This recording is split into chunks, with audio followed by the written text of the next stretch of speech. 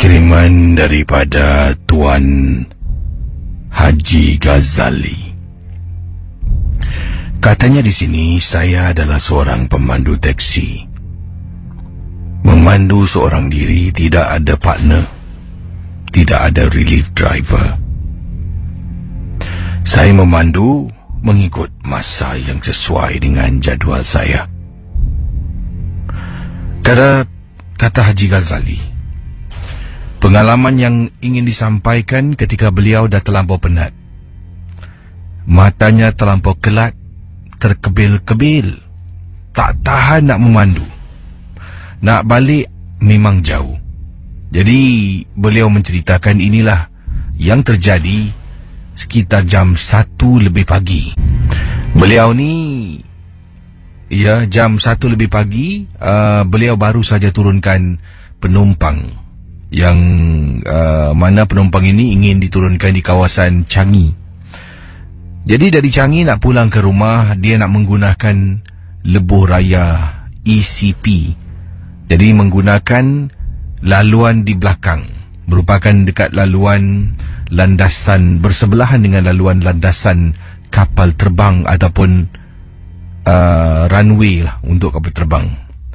Sedang memandu dekat laluan jalan yang disebutkan dekat Changi Coast Road. Laluan tu memang panjang sepanjang-panjangnya. Jadi dah turunkan penumpang, saya pun pandu memasuki kawasan yang disebutkan tadi. Saya mula rasa mengantuk sangat-sangat. Saya cuba lawan, tapi beberapa kali tu kenderaan teksi yang saya pandu ni akan seolah-olah belok sebelah kiri atau kanan. Jadi saya rasa terperanjat. Bila bangun tu nampak teksi saya hampir-hampir dekat penghujung bahu jalan. Kalau saya tak sedar Casey, kemungkinan teksi tu akan terbalik. Jadi apabila saya dah tahu saya dah tak boleh tahan lagi, saya pun hentikan teksi saya. Untuk pengetahuan para pendengar Ria 897, jalan yang disebutkan oleh teman kita ni sebelah kiri, kesemua dari hujung ke hujung ada trek untuk lari, trek untuk berbasikal, iaitu di atas ataupun di tepi jalan raya lah. Kemudian dekat sebelah trek tu merupakan tanaman rumput-rumput, kemudian belakang tu ada hutan, ada pokok-pokok yang lebih besar. Jadi gambaran yang ingin digambarkan tu, tempat yang disebutkan jauh daripada orang ramai, tempat tu memang sunyi. Jadi saya pun dah tak tahan sangat, tekan hazard light, saya tarik handbrake, kebelakangkan kerusi. Saya boleh rasakan hanya dalam beberapa saat pada waktu itu, kata beliau, dah pun masuk alam tidur. Tidur dan terus tidur tanpa saya sedari, Casey. Akhirnya saya terbangun. Kerana apa? Kerana dalam teksi saya ada sejenis bau yang harum sangat-sangat. Begitu wangi dan harum bau ni, sampaikan saya tersedak dan bangun daripada tidur saya. Bila bangun, saya pun naikkan balik tempat sandar kerusi teksi itu, tegakkan balik kerusi teksi, dan kemudian jarak depan saya lebih kurang dalam 20 hingga 30 meter jarak daripada mana teksi saya berhenti di tepi jalan. Saya nampak ada seorang perempuan sedang berdiri dekat tepi jalan. Kemungkinan, Casey, kata beliau, kemungkinan dia juga sedang tunggu teksi. Jadi dah nampak kan ada orang, wah, ini bangun dapat rezeki ni, dalam hati Encik Ghazali, Haji Ghazali menceritakan. Dah tegakkan kerusi, matikan hazard light. Dari jauh saya high beam, 2 kali saya high beam, memberi isyarat, jangan tahan teksi lagi, aku nak sampai. Jadi saya pun dari jauh dah high beam, rasa macam wow, ini pelanggan last, minta lah dia nak pergi tempat yang saya nak pergi, bonus untuk saya. Jadi dah masuk Jadi anda bayangkan bila dah pandu teksi nampak dalam 20-30 meter ada perempuan tengah diri tepi jalan. Jadi Tuan Haji Ghazali mengatakan, wah ini rezeki, jangan ditolak, musuh jangan dicari. Saya pun pandu, kata beliau. Pandu menghampiri wanita yang sedang berada dekat tepi. Pandu. Apabila kita lalu depan wanita ni, kita akan ada blind spot. Bila kita tengok dengan cermin memang tak nampak. Bila kita tengok dengan wajah sendiri kemungkinan boleh. Katanya di sini pendengar Ria 897. Jadi bila dia pandu tu, saya pandu, kata Encik Haji Ghazali ni pandu, kemudian nampak dekat tingkap depan boleh nampak, tingkap tepi sebelah kiri saya boleh nampak. Saya pandu depan sikit supaya pintu belakang ni betul-betul depan dia. Jadi dia nak masuk senang. Pandu, kemudian nampak tingkap depan, nampak tingkap tepi, dia masih lagi berdiri. Pandu lagi, nampak blind spot. Maknanya blind spot tu dah tak nampak perempuan tu. Pandu lagi, pintu belakang. Tapi yang terperanjat, tepi jalan tu tak ada orang. Bayangkan pendengar Misteri Jam 12. Saya sampaikan jalan ke depan, pandu ke depan. Rupa-rupanya memang itu adalah hadiah. Bayangkan. Jadi itu adalah hadiah yang menakutkan dalam hidup saya. Apabila saya keluar dari teksi, saya tengok kiri dengan kanan, jalan tu sepanjang-panjang jalan lurus. Kalau dia jalan pun saya boleh nampak. Wanita berkenaan yang berdiri di tepi jalan hilang gisi, hilang begitu saja. Jadi sekarang timbul tanya soal.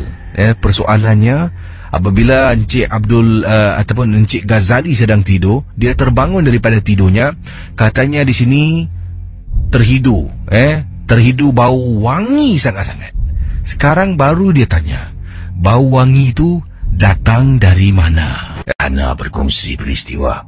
Assalamualaikum, Waalaikumsalam. Peristiwa yang saya nak berkongsi berlaku pada diri saya ketika saya hamil kandungan anak saya yang pertama. Dan seperti yang kita sedia maklum, anak yang pertama seringkali menjadi tumpuan perhatian oleh ahli keluarga, di mana dikatakan anak yang pertama ni kena jaga baik-baik. Ya, sebabnya ada juga yang memerhati. Darah manis katakan.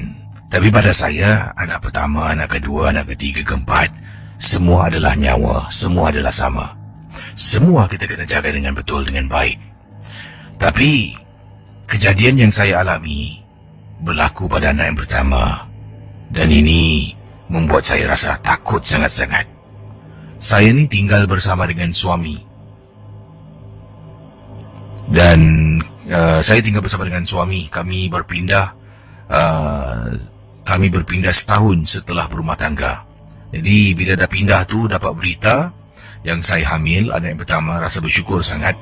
Rumah saya ni di kawasan Sembawang. Rumah mak saya di kawasan Yishun. Jadi dari Yishun pindah ke Sembawang. Apa yang berlaku ni, rumah saya dekat Sembawang adalah dekat dengan kawasan yang sunyi sepi. Belakang rumah hutan kisi. Balik rumah kadang-kadang pukul 7-8 pun dah sunyi. Ya, kawasan rumah saya memang seram dan sunyi. Ada kalanya tengah duduk dekat ruang tamu, tengok tingkap di ruang tamu pun rasa seram. Sebab tu selalunya tingkap rumah saya tutup dengan langsir.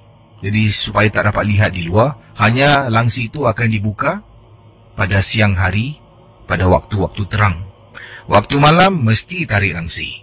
Tapi saya tak akan tutup tingkap sebab panas, angin pun tak masuk. Jadi berbalik pada pengalaman saya. Sebenarnya saya akur. Saya ini seorang yang penakut. Dan masalahnya bila saya hamil, bila kami dah pindah ke rumah yang baru. Jadi mak saya suruh saya tinggal dengan dia di rumahnya, iaitu di kawasan Yishun. Saya ni bukan tak nak, cuma leceh dan menyusahkan nak ulang alik. Mak saya suruh bawa pakaian lah untuk menetap di sana. Bukan apa kisi, yalah sekarang dah ada rumah baru, rasa semangat lah nak duduk di rumah sendiri. Rasa semangat juga nak jaga anak di rumah sendiri. Tapi saya kata pada mak, tengok dululah mak macam mana keadaan saya. Hampir setiap malam, mak saya akan telefon. Tanya khabar, bagaimana saya. Nak-nak waktu-waktu kalau suami saya kerja pada waktu malam. Nanti telefon akan berbunyi. Dia akan telefon, dia tanyalah. Ana, buat apa? Dah makan? Kita akan berbual di telefon kadang-kadang. Sampai sejam lebih. Mak saya akan berbual dengan saya. Nanti kadang-kadang dalam perbualan ni, mak saya akan pujuk saya untuk balik Yishun tinggal dengan dia. Tapi saya kata belum lagi lah mak, nantilah tengok macam mana Dan Casey juga pendengar Ria 897 FM. Pada satu malam, ketika saya sedang bercakap dengan mak di telefon, mak saya terdengar bunyi suara seseorang sedang terbatuk. Mak saya tanya, Imran tak kerja malam ni? Kemudian saya kata, kerja mak. Abang Imran baru keluar tadi. Siapa kat rumah kau? Tak ada orang, seorang je. Tadi mak dengar macam suara orang batuk. Saya pun kata, mak ni sukalah takut-takutkan orang. Tak adalah, mungkin mak salah dengar tak. Jadi, pendengar Ria 897 FM. Pada masa yang sama sedang berbual dengan mak tu, sebelum tu saya sedang masak dan panaskan air dekat dapur. Dan memang tekak ni rasa nak minum air panas pada malam yang disebutkan. Jadi sedang berbual dengan mak, saya pun kata, mak tunggu sekejap Saya pun letak telefon, gagang telefon di tepi. Saya pun pergilah mengambil minuman saya. Saya bancuh minuman, katanya tak nak sebut nama jenama minuman lah nanti free airtime pula. Saya ambil minuman panas saya, pergi dekat tempat duduk yang mana saya letakkan telefon, angkat telefon, saya cakap dengan mak. Mak saya ni sedang bercakap ni. Hello, mak. Hello, mak. Kau ni, aku dah cakap dengan kau. Duduk dengan aku kau tak nak. Kenapa dengan mak aku ni marah pula? Hai. Okey tak sekarang ni? Okey apa mak? Tadi kau nangis kat telefon. Mana nangis? Orang pergi dapur lah mak ambil air. Tak adalah. Tadi kau berbual aku kan? Kau nangis. Aku suruh kau balik rumah Yishun, kau tak nak. Casey. Terus seluruh tubuh saya meremang, Casey. Bulu rumah saya, dekat tangan saya, bulu tengkuk saya meremang. Kemudian saya pandang sekeliling saya. Saya tengok dekat tingkap. Tiba-tiba bila saya tenung tingkap, walaupun ditutup dengan langsi, saya dapat rasakan sesuatu ada di jendela ataupun tingkap rumah saya. Hello? Ana? Hello, Ana? Hello, mak? Kau okey tak, Ana? Mak, mak boleh tak datang sini malam ni? Mak saya katanya okey. Mak saya siap. Hanya dalam masa lebih kurang 35 minit, 40 minit, mak saya sampai depan pintu. Sementara menantikan mak saya datang, saya dah letak telefon, saya buka TV, tengah duduk tengok TV. Walaupun mata pandang pada TV, fikiran berkecamuk isi, fikir macam-macam dan bukan-bukan. Akhirnya saya buat keputusan untuk tinggalkan rumah tu untuk tinggalkan rumah tu dan tinggal bersama dengan mak saya, katanya Farhana. Tapi masalahnya, rumah tu kalau selalu kosong tak ada orang pun tak bagus. Setelah duduk dengan mak saya selama 2-3 hari, mak saya ambil keputusan untuk pindah dan tinggal dengan saya buat seketika. Setelah saya mendapatkan izin dari suami. Mak saya kata rumah saya ni seram. Ialah kisi belakang rumah hutan. Dekat kawasan Sembawang, sunyi sepi. Ada kalanya mak saya pun takut nak tidur seorang. Tapi itulah sayang mak kepada anak, mengumpulkan satu pengorbanan, Casey. Saya selepas melahirkan pernah bertanya pada mak berkenaan dengan tangisan yang mak dengar pada waktu malam. Mak saya kata, pada malam tu, bila dia sedang bercakap dengan saya, dia sebenarnya tak dengar yang saya beritahu, yang saya nak pergi dapur, buat minuman. Tahu-tahu sedang dia bercakap, dia dengar saya menangis.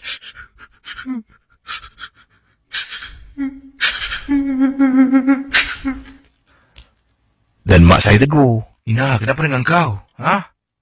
Kenapa?" Terus mak saya mempunyai tanggapan yang saya takut.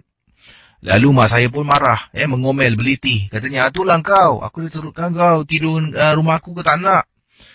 Walhal, saya dekat dapur sedang buat minuman, Casey. Selamat tengah malam, siapa bercakap tu? Hello, Casey. Ya, siapa ni? Okey, selamat tengah malam. Saya Nur. Nur buat panggilan dari mana, Nur? Saya buat panggilan dari Tampines. Dan ada kisah tentang apa, silakan. Okey, ini terjadi kepada makcik saya. Makcik saya tinggal dengan saya di rumah saya lah. So, kisah ni terjadi recently juga, beberapa hari lepas, last year lah, saya nak cakap. Kisah ni jadi pada makcik saya, semasa makcik saya bermula tinggal di rumah saya, macam-macam kejadian terjadi kepada dia, macam dia hilang duit. Baru-baru juga, seperti awal tadi petang, dia hilang gelang emas dia. A lot of things lah, like rantai emas, cincin, duit like 50, 80, and pelik gila lah. And these few days also, saya sebagai anak saudara dia pun, saya nak tidur macam susah. Saya last few weeks, saya tidur, saya macam susah tidur. Saya selalu tidur lewat. And satu kali ni, bila saya tidur, saya terdengar macam ada orang bisik kat telinga saya, macam cakap, "Hey," macam "Hey," something like that.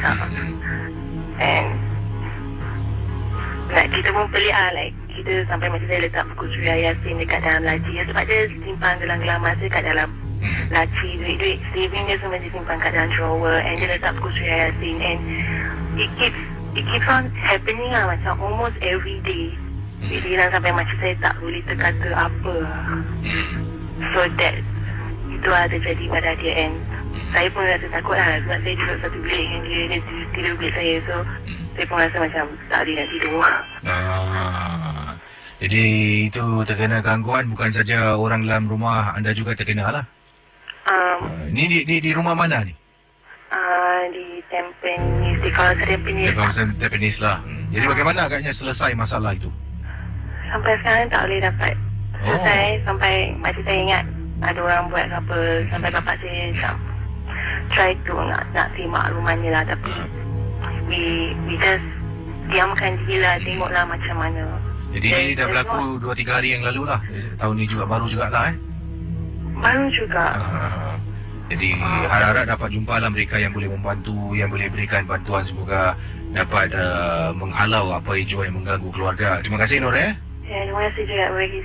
Selamat malam. Selamat malam. Okey, yang ini kiriman Casey. Saya juga pernah terkena situasi yang sama. Ini kiriman daripada Del. Katanya waktu tu saya mana ni? Waktu tu saya berada di hospital dan saya ternampak seorang pesakit ni tengah duduk dekat visitors corner. Jadi di hospital beliau tak nak beritahu di mana hospital mana yang dia bertugas. Dekat hospital ni dia ada satu visitors corner yang mana tempat tu para mereka yang ziarah orang sakit ni boleh duduk lah. Dan juga pesakit-pesakit ni yang mana ada yang mempunyai ward, katil, tapi tidak ada televisyen, tidak ada TV. Mereka semua akan keluar dan duduk dekat visitors corner ni untuk menonton TV. Jadi satu waktu tu saya sedang berjalan nak keluar dari ward, nak pergi ward sebelah untuk ambil sesuatu. Saya kena lalu visitors ward, visitors corner ni, yang mana TV ni sedang menyala dan saya ternampak seorang pesakit. Waktu tu agak dah lewat tau, dan memang tidak dibenarkan untuk menonton TV. Dan saya nampak dia, saya pun lalu, saya kata, "Makcik, tidur makcik, tak boleh tonton TV TV nak kena tutup ni." Kemudian saya lalulah pergi ward sebelah untuk ambil sesuatu, kata beliau. Patah balik tengok makcik tu dah tak ada, TV tu dimatikan. Jadi apa yang berlaku, saya pun pergilah letak barang dekat kaunter. Kemudian saya cari makcik tu, dia pun dah baring, dah balik ke atas katil, sedang tidur nyenyak. di katilnya. Okeylah. Jadi makcik awal tadi dah duduk balik. Tapi kali kedua saya nak patah balik, nak ambil lagi barang sebab terlupa sesuatu. Saya keluar jalan. Kali ini TV tu mati, tidak dihidupkan. Tapi saya nampak makcik yang sama tengah duduk dekat kawasan Visitors Corner. Saya ni terpinga-pinga. Bukankah tadi sebelum saya tinggalkan ward saya nampak makcik tu tengah tidur dekat atas katil. Tiba-tiba bila jalan keluar, ternampak makcik yang sama sedang duduk dekat Visitors Corner dalam gelap. Saya jalan, ambil barang, patah balik. Seperti biasa makcik tu tak ada. Dan saya pun tak nak bertanya, tak nak menegur. Takut-takut kalau kita tegur, dia ikut kita balik, Casey. Hello, selamat pagi. Selamat pagi. Hai, siapa bercakap tu? Nama saya Amy. Amy, panggilan dari mana, Amy? Ya, saya panggilan daripada Jurong East. Okey, dan pengalaman tentang apa yang nak dikongsi sama, silakan. Pengalaman saya yang saya kerja guard malam. Jadi anda pengawal keselamatan bertugas waktu malam seorang diri atau ada teman? Actually ada teman lah. Jadi anda yang bangunan anda jaga ni apa? Sebuah kondominium ke atau pejabat ke? Dia sebagai pejabat. Pejabat lah. Jadi waktu anda kejadian berlaku waktu malam? Waktu malam ni saya. Office tu memang tak ada orang? Itu memang saya malam ada pergi clocking lah kiranya petrol. Seorang diri. Okey. Tapi bila Pak petrol tu dia 25 tingkat. Oh, tinggi tu. Yang tinggi je saya. Jadi saya seorang diri. Jadi setiap tingkat mesti clocking? Mesti clocking setiap tingkat. Okey. 25 tingkat sampai ke bawah lah. Jadi anda naik lift satu tingkat, tap naik lagi satu. Okey. Silakan. Jadinya pergi ke tingkat yang penghabisan tingkat atas sekali. Jadinya saya clocking satu-satulah sampai ke bawah lah, sampai ke basement 3.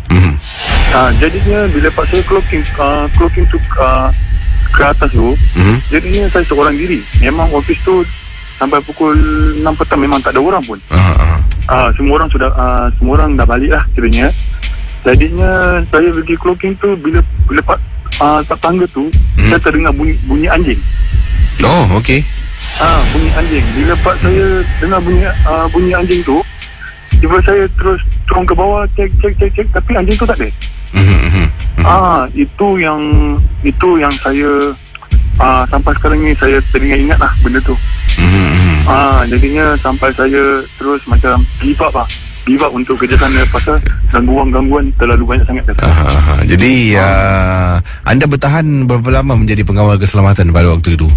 Okey, yang waktu tu saya di Buona Vista tu saya 1 tahun setengah. Jadinya yang sebelum 1 tahun tu nak masuk 6 bulan baru masuk 6 bulan benda tu terjadi. Jadinya saya terus tahan istighfar banyak-banyak sampai tak boleh tahan sampai ke bawah sampai tak boleh tahan. Terus saya give up untuk ke sana lah. Wah, seram juga tingkat 25 turun satu. Jadi bila anda turun tu adakah koridor yang tempat anda lalu tu gelap ke atau macam mana? Okey, ada yang certain tingkat tu kerana memang lampu dia blackout lah. Okey. Tapi kita akan kita dah berapa lama tu dah bikin report banyak kali. Tapi tak apa, dia punya maintenance tak bikin jugalah. Jadinya ada certain yang tak blackout, ada certain yang blackout lah. Jadinya yang blackout tu kita selalu buat torchlight kan, satu orang, tak ada orang teman. Jadinya susah untuk kita kata orang tu takut jugalah lagi seorang kan. Jadinya kita pun kena jaga juga pasal kita punya industri lain, kita kena jaga itu bidding lah. Jadi secure lah. Wah, terima kasih. Hello, selamat pagi. Hello, selamat pagi. Siapa bercakap tu? Saya Roy sini. Roy, panggilan dari mana Roy? Saya sedang memandu di sini. Dan pengalaman yang nak dikongsi sama tentang apa ni? Okey, saya seorang pemandu trailer shift malam. Okey, jadi kawasan yang saya selalu mampir setiap malam ni pada di kawasan Penjara Changi. Jadi Berlaku pada setiap saya hari Rabu minggu lepas. Maksudnya. Jadi apabila saya lepas daripada traffic light ESO di kawasan hampiran CW Planning Women's Division tu, saya kelihatan di sebelah kiri saya ni ada couple tengah jalan. Dia berlaku dengan sekali mata couple tengah jalan. Saya tak pastilah bangsa apa dia tengah jalan. Jadi dia nak lintas di bukan di traffic light tapi di HAM di sini. Di HAM singkat, sebelah kanan tu ada kapal besar. Jadi apabila saya menghadiri HAM tu, saya slow down, saya nak kasi dia jalan kiri. Apabila saya dekatkan untuk complete stop, yang saya nampak tu tak ada orang di sini. Tak ada orang. Jadi saya tadi semacam mungkin sampai saya turun, saya tengok di mungkin blind spot saya, bukan apa dia? Bukan blind spot Bukan. Jadi bila saya tengah jalan tu, memandu, saya nampak dia tengah nak lintas ni. Jadi saya pasal slow down. Jadi bila saya makin dekat, dia nak lintas tu tak ada orang di sini. Tak ada orang yang nak lintas. Jadi saya macam terbingung kan, apa yang saya nampak tadi tu. Pantas itu je cerita saya tu. Terima kasih sedang memandu, berhati-hati kisahnya nampak.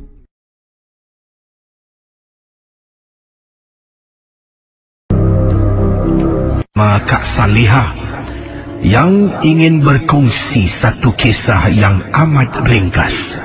Assalamualaikum Kisi dan penggemar rancangan Misteri Jam 12. Nama kakak Kak Salihah. Kakak ingin ketengahkan berkongsi satu peristiwa yang menyeramkan. Kisi tahu tak? Di hadapan rumah kakak ni ada bertentangan dengan sebuah blok. Dan betul-betul depan rumah kakak yang memandang blok sebelah, boleh kelihatan ada satu unit rumah yang tidak mempunyai penghuni. Rumah itu dah berbulan-bulan namanya kosong. Tapi hairan, setiap hari Khamis malam Jumaat, hanya bila bulan mengambang saja, bukan kakak, malah penduduk-penduduk yang tinggal seblok dengan kakak akan ternampak seorang wanita akan berdiri di depan rumah tersebut. Walhal rumah itu kosong, dan dari mana datang wanita itu? Wanita itu kadang-kala kelihatan seolah-olah berdiri tegak dan tidak bergerak untuk beberapa jam. Itulah pengalaman kakak. Tolong ketengahkan dalam rancangan Misteri Jam 12. Yang ini daripada Encik Rafi. Katanya Encik Rafi, Assalamualaikum. Waalaikumsalam. Saya ingin ketengahkan satu peristiwa yang menakutkan. Saya ni bertugas di salah sebuah checkpoint di Singapura lah. Pengalaman saya ni, ketika saya nak ke tandas, dari jauh saya ternampak seorang teman masuk tandas. Dan saya pun pekik, sebut namanya, pekik namanya. Kemudian dia ni macam tak dengar dan terus memasuki tandas tersebut. Saya tengah jalan ni, dalam hati bila masuk tandas ni saya nak menegur lah. Masuk saja dalam tandas, saya tengoklah kubikel yang ada tu semua tertutup. Jadi saya pun kata, Man, sebut nama teman saya. Tapi teman saya ni tak menyaut tau. Dan saya terpandang setiap kubikel yang ada dalam tandas, kalau tandas tu ada orang masuk, mereka akan kunci dari dalam. Bila seseorang tu kunci dari dalam, dekat luar tu nanti nampak ada tanda warna merah. Merah tu maknanya dalam ada orang. Tapi kalau tandanya warna hijau, tidak dikunci dan memang tidak ada orang. Tapi ada kalanya orang lupa nak kunci. Jadi saya tengok semua warna hijau. Saya ingatkan teman saya ni lupa nak kunci. Saya pun tolak. Yang mana saya rasa dia masuk lah. Saya tolak, tengok dalam tidak ada orang. Saya tolak satu lagi, tidak ada orang. Saya nak tolak lagi dua, saya terfikir, adakah benar saya nampak orang ataupun tidak? Saya batalkan niat untuk tolak lagi dua pintu tandas kubikel tu. Sebabnya ini untuk menyedapkan hati saya. Mungkin teman saya ada di antara salah satu tandas. Saya buat bodoh Kisi. Saya terus lepaskan hajat lah, buang air kecil. Kemudian saya dah bersihkan tangan. Saya keluar dari tandas, berjalan. Kebetulan Kisi, Sedang saya menuju ke arah pejabat ni, saya ternampak teman saya yang saya nampak tadi, Man. Saya pun dengan selambat tanya, Man, kau tadi dari toilet eh? Taklah, aku tadi dalam ofis. Saya pun diam. Kenapa? Oh, tak adalah. Aku tanya je. Man pun tinggalkan saya masuk ke dalam pejabat KC. Dan selamat saya tak tengok lagi 2 pintu. Kalau saya tolak lagi 2 pintu, tahu-tahu dekat dalam dia senyum, saya rasa saya boleh pingsan dalam tandas. Terima kasih KC dan juga selamat tengah malam. Baik, kalau sudah bersedia, anda boleh hubungi saya sekarang 669-11897.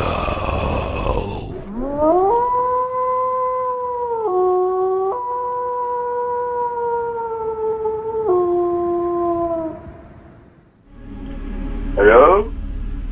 Hello Ria, siapa tu? Hello? Hai. Selamat malam, Cik Kisi. Selamat malam, siapa ni? Hairul. Hairul, silakan, ada kisah tentang apa Hairul? Silakan. Saya kerja daerah belakang Pedesat Avenue 3. Saya kerja 8 pagi, 8 malam. Saya pun tak tahu apa saya suka jalan dekat Lasting Heights tu. Ada satu kubur dia tak besar sangat lah. Habis satu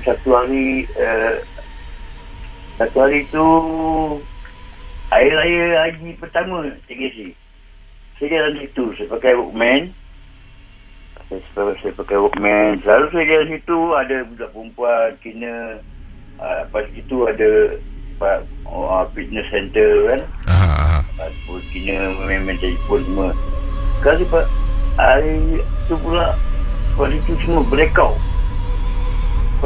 Kali saya jalan je lah. Kali kubur sebelah kanan, saya jalan sebelah kiri.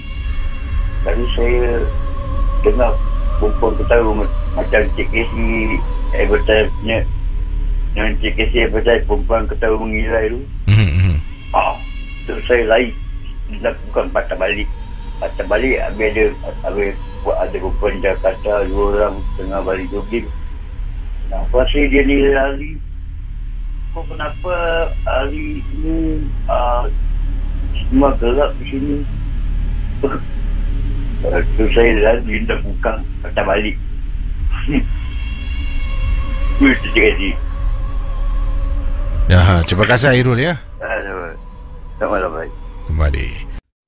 Baik, kita akan teruskan dengan pemanggil kita selanjutnya, silakan. Ya, berkali-kali telah pun saya berkongsi ataupun beritahu anda kalau boleh kita beri laluan kepada mereka yang nak bercerita di udara untuk berkongsi pengalaman dalam rancangan MG12 Ria 897 FM. Hello, selamat pagi. Selamat pagi, JC. Hai, siapa tu? Acun. Dan pengalaman tentang apa ni? Silakan. Okey, pengalaman teman teksi saya JC okey, satu hari tu lepas ambil anak dia balik sekolah gitu lepas maghrib gitu, bila naik tangga, anak dia toleh ke belakang teksi daddy dia tu lah. Anak dia cakap dengan kawan saya ni, dia cakap, daddy, teksi daddy tu ada orang ada puteri kat dalam dekat kerusi sebelah kiri. Jadi lepas tu kawan saya cakap, jangan merepek ya kan. Habis dia macam percaya tak percaya. Lepas tu teman saya ni telefon saya ni. Jadi dia cakap kalau boleh malam turun lah tengokkan teksi dia. Tapi bila saya turun, lepas tu saya duduk kat rumah dia kan, dah duduk, dah berbual dengan family dia semua, saya turun balik sini. Lepas tu masa tu lepas gerobak kat sini, saya turun, saya balik, saya tak puas hati, saya ambil gambar sini. Saya ambil gambar teksi teman saya tu sini. Bila saya zoom, dekat sebelah kiri, ada rupa seorang perempuan. Dekat armrest ada 2 muka budak. Dengan belakang ada 2 orang lagi di sini. Lepas tu saya terus ceritakan dengan kawan saya. Aku tak tahu sama ada nak terus terang dengan kau ke tak. Takut nanti kau takut. Pasal kawan saya ni memang penakut isi. Jadi tiba masa tu dia cakap terus terang lagi bagus lah kan. So saya cakap saya dah ambil gambar teksi kau tadi. Dalam ada lembaga macam gini rupa apa yang anak kau ni cakap memang betul. Jadi saya WhatsApp kat dia kan sini. Saya cakap kau zoom sini, kau tengok sini lah. Jadi bila dia dah tengok sini, malam tu terus dia tak kaya hari ni. So dia kronik hari ni, dia takut hari ni. Sekarang dia dah tukar kambing lain lagi ni. Jadi anda sendiri anda pemandu taksi ya? Ya saya. Dah berapa tahun anda memandu ni? Baru 7 bulan je. Jadi benar tak kalau sedang memandu pada waktu malam macam ni, tiba-tiba rasa bila lalu dekat kawasan yang seram ni, mungkin rasa seram, rasa segan tengok belakang, ada tak? So far tak ada Gizi. Semua saya suka jalan kat Old Temple tu lah Gizi. Kenapa? Di situ macam meramang satu macam lah Gizi. Pasal tidur kat sana kan, saya turunkan 4 tingkap saya tutup radio semua kan. Saya try pelan-pelan, meramang satu macam lah Gizi kat sana. Jadi anda suka mungkin keadaan yang sunyi, yang menyeramkan lah Ya saya Gizi. So far Alhamdulillah Gizi, belum apa-apa yang berlaku kat saya Gizi. Jadi terima kasih bang Okey, terima kasih Gizi. Selamat pagi. Baik, itu dia teman kita, abang kita yang berkongsi pengalaman. Izin kakak berkongsi satu kisah pendek Kisi. Yang ini berlaku pada anak kakak. Katanya di sini depan rumah tempoh hari ada orang datang waktu hujan lebat. Jadi yang hairan, anak katakan mak dekat depan rumah ada nenek datang. Kakak tanya, nenek siapa pula? Kemudian dia kata, oh tak, nenek ni datang katanya dia nak minta tolong. Jadi kakak pun tanya anak lah, minta tolong apa? Tak tahu, kita tak tanya. Dia cakap, boleh tolong nenek tak? Boleh tolong nenek tak? Kata nenek berkenaan tersebutlah pada anak kakak. Jadi itulah kakak keluar. Dalam cuaca hujan lebat ni, nampak seorang wanita sedang diri depan pintu. Jadi, apa yang berlaku? Saya pun pergi ke depan pintu dan saya tanya, Assalamualaikum cik, boleh saya bantu? Tapi makcik ni tidak menjawab salam saya. Mungkin dia tak dengar ataupun mungkin dia bukan orang Islam. Tapi tak apalah. Boleh saya bantu cik? Cik nak apa cik? Katanya, tolong aku boleh? Aku datang sini, aku nak kasih kau saka aku. Saya dengar terperanjat ni. Saka? Saya takut. Tapi katanya Kak Mona, mungkin agaknya ini adalah satu gurauan agaknya dari kawan saya. Cik, tak nak lah cik, jangan cakap macam tu. Tak apalah kalau kau tak nak. Makcik ni pun pusing dan berjalan meninggalkan depan rumah. Tapi yang saya hairan Kisi, ketika makcik ni berdiri depan pintu rumah saya, makcik ni langsung tak basah. Tangan tidak pegang payung. Bila dia berdiri, tak ada pun bekas air yang menitis terkena depan rumah saya. Bila makcik ni tinggalkan depan rumah saya, dia berjalan dalam hujan. Tadi dikatakan oleh Kak Mona pada waktu itu hujan lebat. Dia jalan dekat hujan. Alangkah terperanjatnya bila saya nampak depan mata saya yakin kalau saya beritahu orang, tidak akan ada orang percaya. Saya nampak, kata Kak Mona, makcik itu berjalan tetapi bila air hujan mencurah jatuh, tidak terkena pada dia dan langsung dia tidak basah. Sungguh menakjubkan. Saya menyesal pada waktu itu tidak minta nombor makcik yang disebutkan untuk pelajari lebih lanjut lagi. Katanya di sini terima kasih dan selamat tengah malam. Jadi dia menyesal mungkin bila makcik tu ketuk pintu ke minta tolong ke, dia mungkin nak tahu, nak belajar ilmu lagi mendalam lah. Macam mana makcik tu boleh jalan dekat hujan tapi tak basah. Tapi yang hairan random orang datang ketuk rumah kata, aku nak kasih kau hadiah saka, kau nak? Cakap lah aku nak kasih 15 juta ke. Baik, pendengar Ria 897. Di sini adakan saya ketengahkan satu peristiwa daripada seorang pendengar. Dan ini adalah satu kisah katanya Pak Mun Assalamualaikum Kisi. Waalaikumsalam. Saya punya kisah ringkas dan pendek. Saya pernah bertugas di muzium di Singapura. Dan saya ni bertugas sebagai penjaga, pengawal, security guard. Setiap waktu kita ada waktu-waktu tertentu untuk buat clocking. Jadi masing-masing lah akan keluar dan buat clocking, ada beberapa checkpoint yang harus kita pergi. Waktu tu pula ada satu pameran Kisi menunjukkan pameran dari Egypt. Antaranya seperti yang Kisi tahulah, kalau dari Egypt mesti ada mami, dan mami yang dibawa tu memang benar mami yang betul, yang dah wujud beribu-ribu tahun lamanya. Saya punya gatal, saya ni sebenarnya tak dibenarkan masuk. Jadi oleh kerana saya nak tengok, saya pun pesongkan jalan. Saya masuk ke dalam nak tengok mami yang sedang berbungkus diletakkan dalam keranda. Bila saya menghampiri mami tersebut, mata saya mula tenung lama Kisi. Lama saya tenung, saya rasakan benda tu macam bergerak. Barulah saya tersedak. Lari dintang pukang tinggalkan kawasan tu dan terus tak jadi buat clocking. Saya kata pada teman, kau buat clocking boleh tak? Aku nak pergi tandas sakit perut. Akhirnya teman saya yang habiskan lagi setengah clocking point yang belum dapat saya cover. Terima kasih dan selamat tengah malam. Pak Mun.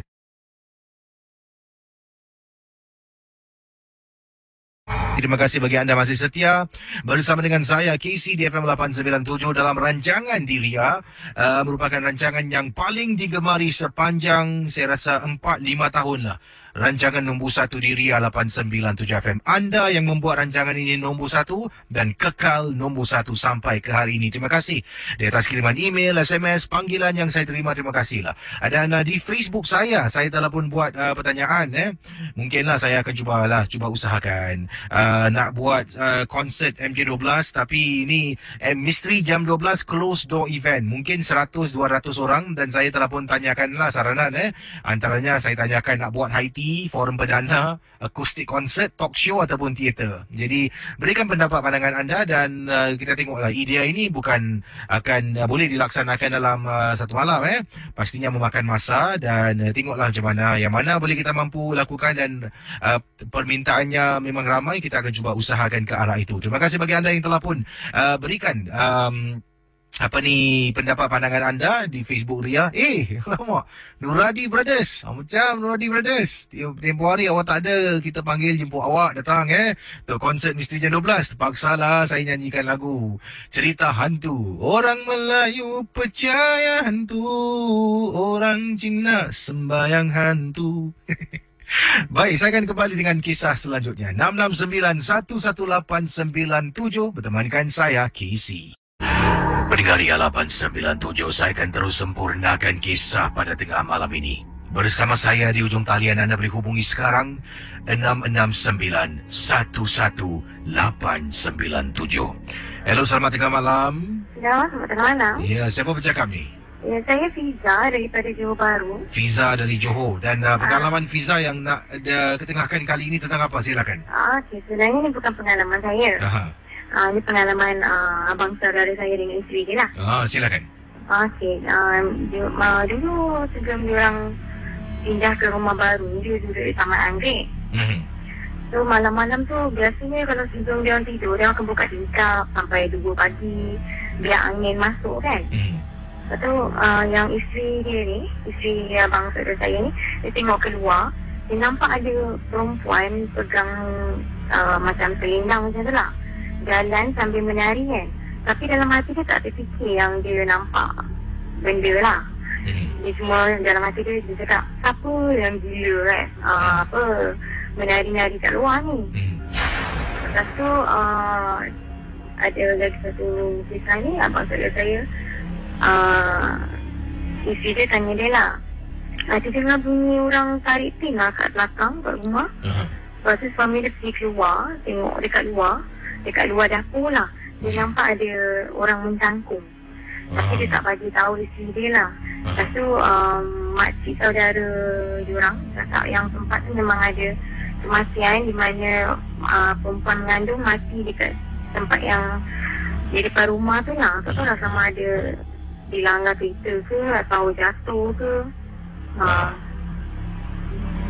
Okey, saya ada lagi satu pengalaman, boleh saya cerita? Silakan, teruskan. Okay. Ini pengalaman ni boleh jadikan pengajaran bagi saya dengan semua orang lah. Okey, kawan saya, ibu dia jenis tak suka lipat kain. Bila dia angkat kain daripada jemuran, dia tak terus lipat.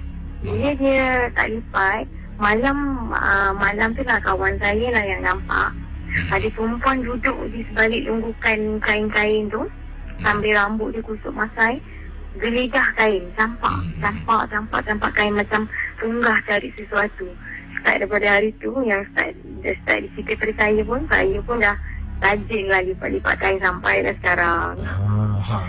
Terima kasih Fiza. Okey, sama-sama. Baik, 669-11897. Baik, ini kiriman dari Yazid yang menceritakan satu kejadian yang berlaku ketika waktu itu dia dengan seorang lagi teman sedang berada di kolong blok rumahnya, sedang betulkan motosikal. Yazid berkongsi pengalaman ini. Jadi apa yang berlaku, Yazid kata, saya dengan teman ni gemar, kita beberapa orang kawan lah, kadang-kadang sampai 3-4 orang. Dekat kolong blok kita akan betulkan motosikal, tampal stiker lah, exhaust dan macam-macam lagi lah dilakukan, bersihkan motor. Jadi itulah hobi sebagai rakan-rakan rapat lah. Jadi pada malam tu hanya saya dan seorang lagi sahabat saya, kata Yazid, yang bernama siapa ni? Ari. Jadi Yazid dengan Ari dekat kolong blok, waktu tu tengah betul-betulkan motosikal lah. Mereka betulkan motosikal di bahagian hujung blok. Dan pada malam tu sambil betulkan motosikal tu, dia akan hidupkan lagu-lagu lah sebagai teman. Tiba-tiba dia dengar suara. Dia dengar suara. Shh. Macam orang marah lah. Sebab yelah, dah lewat malam, dengar lagu. Mungkin walaupun buka perlahan, tapi oleh kerana malam tu sunyi, sepi, suara tu boleh kedengaran sebagai satu yang kuat, dan juga orang nak tidur ni kadang-kadang juga boleh terdengar. Ada orang sensitif telinganya. Jadi kawan saya, kata Yazid, bernama Ari, terdengar bunyi orang shh, macam marah lah. Jadi pada mulanya dia tak beritahu saya tak perasan. Jadi kita terus betulkan lagi. Sambil tu betulkan saya menyanyi lagu yang sedang berkumandang pada waktu itu. Ikut menyanyi. Mungkin lagu Project The Band ke menyanyi. Sekali lagi teman saya, Ari, dengar. Shh. Zid. Ada orang suruh diam, Zid. Kau tak dengar tadi? Orang marah. Pelanggan suara. Mana dia kuat? Tadi pun kuat macam ni suara. Tak apalah, pelanggan suara lah. Jadi mendengar misteri jam 12. Pada waktu tu saya perlahankan, tapi saya turunkan suara tu satu je. Kemudian kita betulkan lagi, tengah berbual. Sekali lagi dengar suara shh. Sebab kami macam bising. Dalam hati saya ni, teman saya suruh kata pelankan lagi. Sebab kau tak dengar ke? Bising, orang marah lah. Nanti polis datang, kita kena berhenti tau. Jadi teman saya bernama Ari pergi ke bahagian luar blok, iaitu di belakang blok tu adalah tingkap dapur. Sebab kedengaran katanya suara daripada tingkap dapur. Dia pun pergi dekat luar blok, tapi belum sempat dia keluar, dia jenguk kepala tengok atas. Mana tahu kalau tuan rumah ni sedang berada dekat tingkap. Jadi teman Ari, dia pun tengok dekat luar. Kemudian dia patah balik. Bro, tuan rumah ke atas. Tingkap apa? Sebab itu blok saya, Kisi, kata Yazid. Saya yang tinggal di blok yang mana kita berada dekat kolong bloknya sedang betulkan motosikal. Kata dia tingkat 2. Tingkat 2? Siapa nggak nampak? Owner rumah lah. Dia tengah tengok aku, tengah tengok bawah. Aku tengok keluarkan kepala aku dari kolong blok tu, nampak dia. Terperanjat aku. Tingkat 2 mana? Kiri kanan? Sebelah kiri. Bro, kau biar betul. Apasal? Rumah tu dah lama kosong tau. Kau jangan nak takutkan aku lah. Aku tak takutkan kau. Rumah kosong. Kau ingat tak aku pernah cerita dekat kau?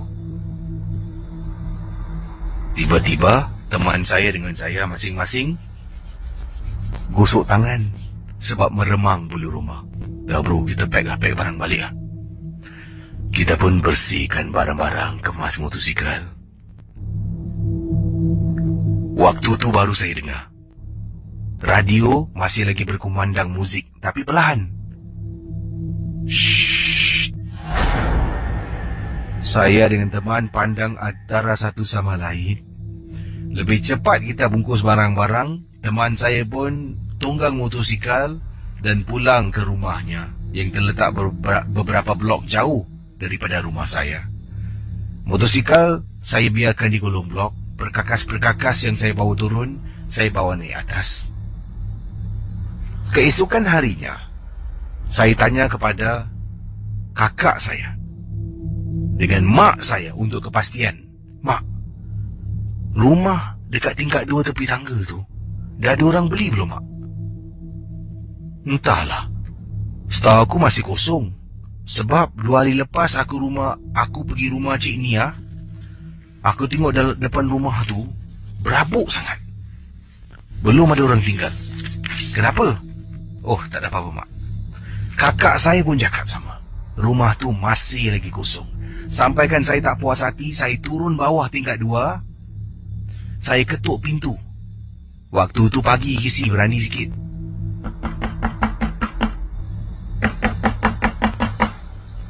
Tengok tingkap boleh buka, saya tolak tingkap tu. Tengok dalam rumah, memang kosong, tidak ada orang tinggal. Saya hanya boleh anggap kawan saya Ari salah beri penjelasan. Sebab saya tanya rumah yang dia nampak ada owner, ada tuan rumah dekat tingkap. Rumah tingkat 2 kiri atau kanan, dia kata kiri. Kemungkinan dia nak cakap kanan agaknya. Kemungkinan. Saya pun tak pasti, Casey.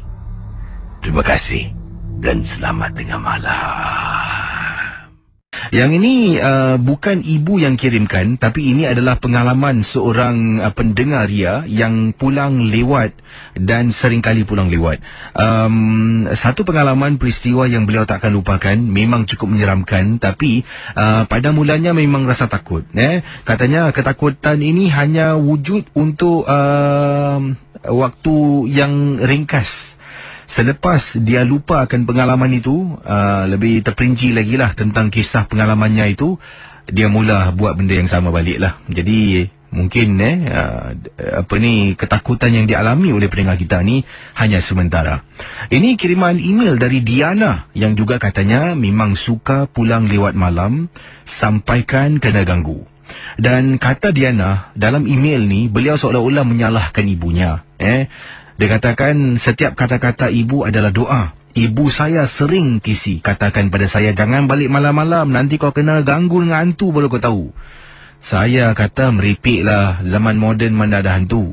Bila dah terkena, saya marah ibu saya kata inilah mulut ibu masin, cakap saya kena ganggu dengan hantu, betul-betul saya diganggu. Baiklah. Kisah daripada kiriman email yang saya nak bacakan, Diana berkongsi pengalaman. Kata Diana, saya ni dah memang sering kali pulang lewat malam. Satu, kerana saya bertugas. Tapi selalunya bukan kerana bertugas. Selalunya kerana saya pulang dari tempat tugas 7 malam. Habis kerja 7 malam. 7 malam tu saya akan hang out lah. Berjumpa dengan teman-teman saya sampai pukul 12, 1, 2 pagi baru saya pulang. Ibu saya seringkali marah saya, Casey. Dia kata, engkau ni balik kerja tak tahu nak balik rumah. Nanti kau balik malam-malam selalu macam ni, hantu ikut kau baru kau tahu. Saya cuma katakan pada ibu saya, ibu ni jangan cakap meripik lah, zaman moden mana ada hantu. Dan inilah pengalaman yang saya terkena. Mungkin ini agaknya doa ibu supaya saya ni jangan balik terlampau malam, lewat malam lah, kata Diana. Hari ini maksudkan, macam biasa habis kerja pukul 7 malam, teman-teman ajak pergi lepak tengok wayang, kami keluar beramai-ramai, bila pulang masing-masing lah. Sampai rumah saya dah sebenarnya dah terlampau penat dan mengantuk, Casey. Bila turun dari teksi, saya jalan perlahan-lahan. Saya sempat SMS teman saya. Sedang SMS tu saya masuk lift, saya tekan tingkat rumah saya. Saya tinggal di tingkat 9, Casey. Jadi apa yang berlaku, entah mungkin saya salah tekan, ataupun mungkin agaknya saya dah tekan nombor yang betul, tapi tak tahu kenapa. Kata Diana, bila saya dah masuk dalam lift rumah, saya tekan tingkat rumah saya 9, lift tu naik, pintu lift terbuka, saya keluar. Bila saya keluar, saya pergi ke rumah yang pertama. Rumah saya adalah rumah yang pertama, dekat dengan lobi lift. Saya ketuk pintu. Hairan, saya ada kunci saya sendiri, Casey. Tapi malam tu saya boleh ketuk pintu rumah saya. Ibu saya boleh bangun, buka pintu besi, saya masuk ke dalam. Para pendengar Ria 897, kata Diana, apabila pintu besi dibuka, pintu kayu dibuka, dengan kuasa Tuhan, nasib baik saya tak jejakkan kaki terus masuk ke dalam rumah. Saya terpandang pada pintu. Setahu saya, Kisi, kata Diana, rumah saya depan pintu tu ada ayat Bismillahirrahmanirrahim. Bila saya pandang tak ada, saya tengok nombor pintu, tingkat 10, Kisi. Saya langkah ke belakang balik. Saya terus turun tangga. Sampai bawah, saya buka pintu rumah. Masuk dalam, duduk dekat sofa istighfar. Ketakutan. Kebetulan ibu saya keluar beletihkan saya. Bila ibu beletihkan saya balik malam, ibu tengok saya tak layan. Selalunya saya menjawab. Terus saya masuk bilik. Kali ini saya diam. Seolah-olah ketakutan. Ibu tanya, "Kau okey tak? Kenapa dengan kau ni?"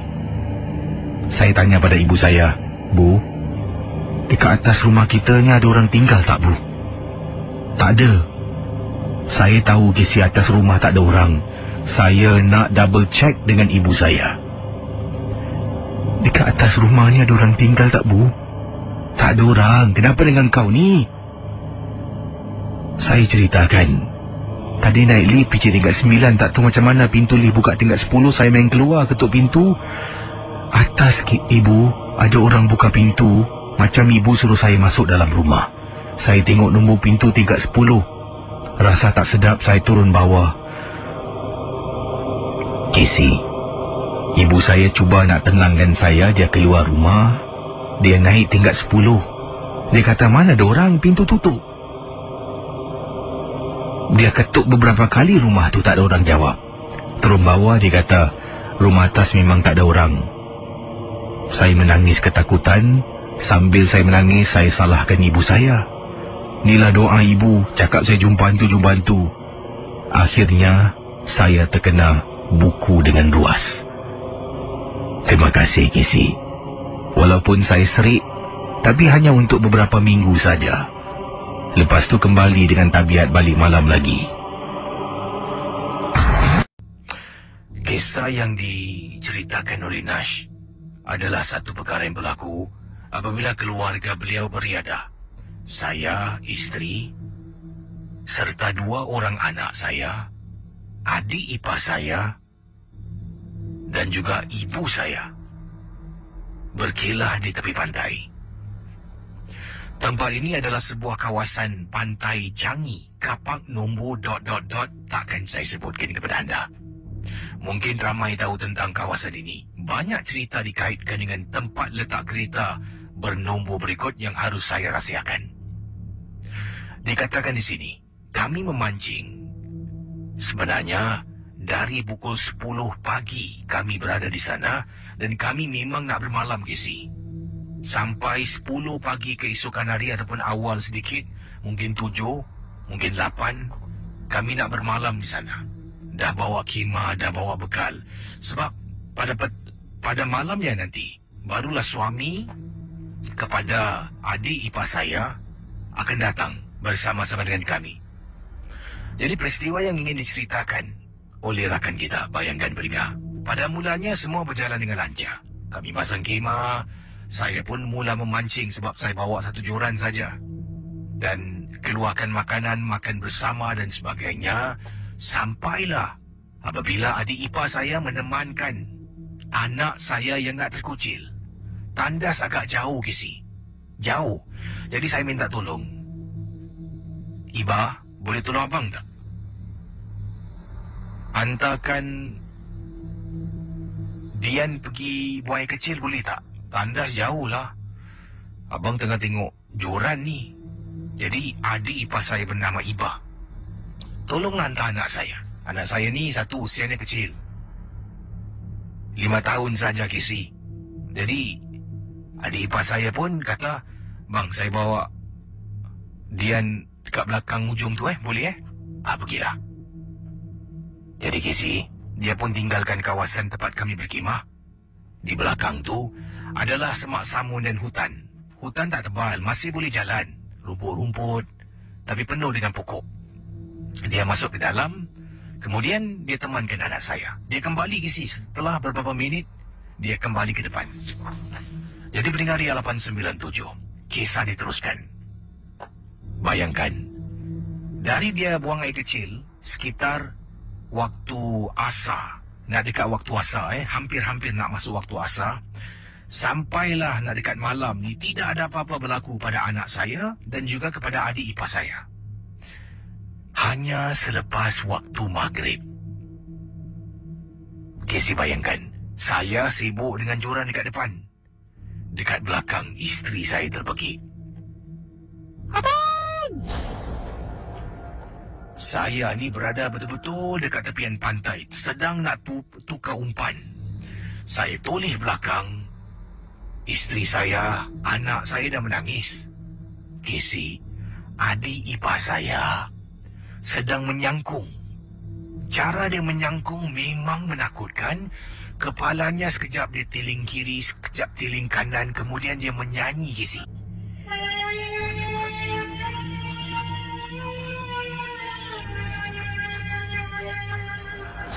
Pendengar Ria 897, bila saya datang Bali, dipendekkan cerita.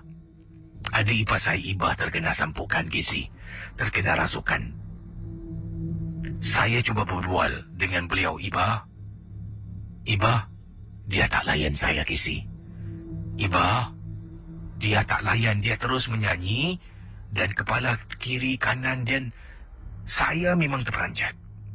Dia duduk menyangkung tu, Casey, bukan menyangkung habis tau. Dia duduk menyangkung, kakinya masih bertahan. Seolah-olah ni dalam keadaan rukuk, tetapi kakinya tu bengkokkan sedikit. Saya berbual dengan dia nak hampir-hampir 15 minit. Dia masih tidak bergerak. Dan kakinya masih boleh bertahan, tidak lemah. Itu yang membuat saya terperanjat.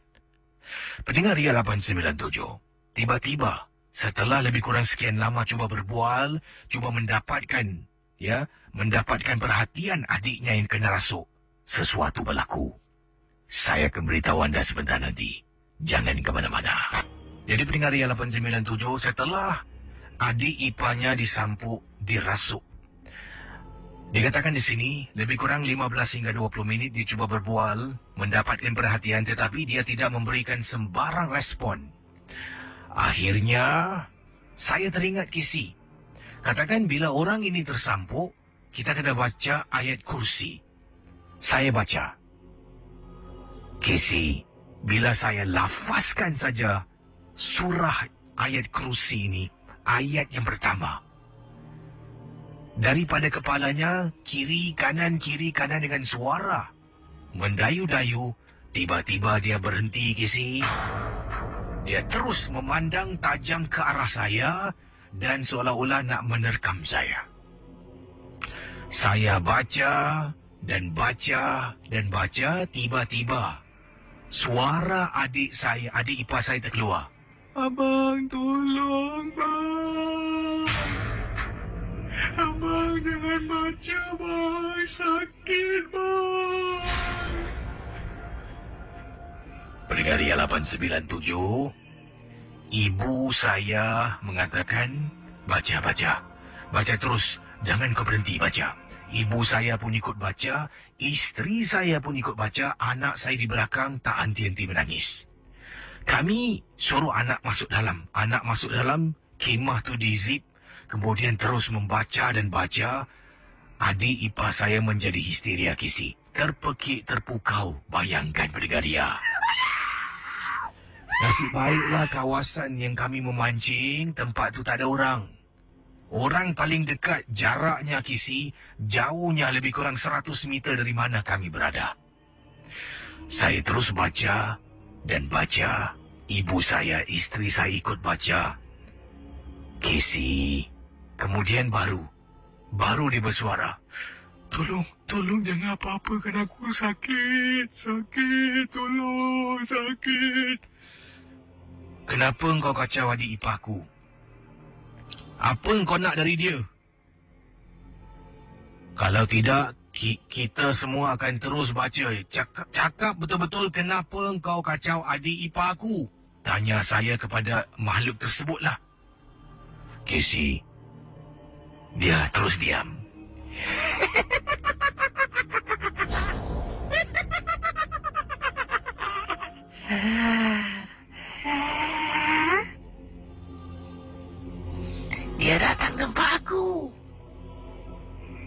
Dia datang nampak aku. Dia kencing sembarangan. Mestilah aku marah.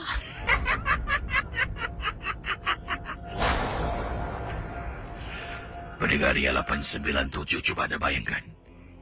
Perbualan ini berterusan selama lebih kurang lagi setengah jam, sampailah suami kepada Ibah sampai dan sama-sama membaca surah tersebut sampai makhluk itu terbakar kepanasan. Dia menjerit sakit panas berkali-kali. Kami berulang kali, kalau tak silap saya 5-6 kali surah Ayatul Kursi kami ulang, Kisi.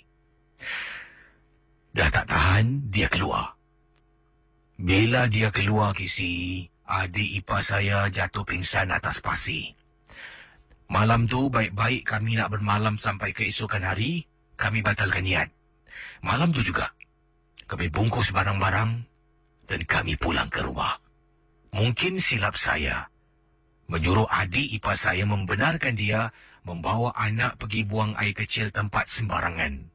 Jadi adik ipar saya mungkin antara yang lemah semangat. Terkenalah gangguan ini. Terima kasih dan selamat tengah malam, Kisi.